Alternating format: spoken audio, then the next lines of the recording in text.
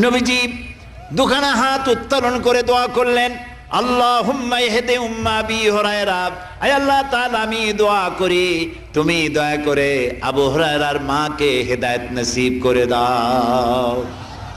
রাসূলুল্লাহ দোয়া করলেন আল্লাহ ওর মায়ের হেদায়েত করে দাও। হযরত আবু হুরায়রা রাসূলের মুখে দোয়া শুনে দিয়েছেন দৌড়।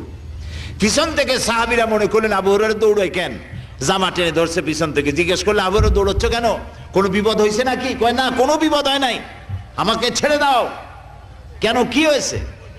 হযরত আবু হুরায়রা বলেন, সাহাবীরা আমাকে ছাড়ো, আমি দৌড়াইয়া বাড়ি গিয়ে দেখতে চাই। আমি আগে দৌড়াইয়া বাড়ি পৌঁছলাম, নাবি বাড়ি পৌঁছবার আগে আল্লাহ নবীর দোয়া আমার বাড়ি পৌঁছায়। সেই দুইটা জিনিসের কোনটা আমি দেখতে চাই।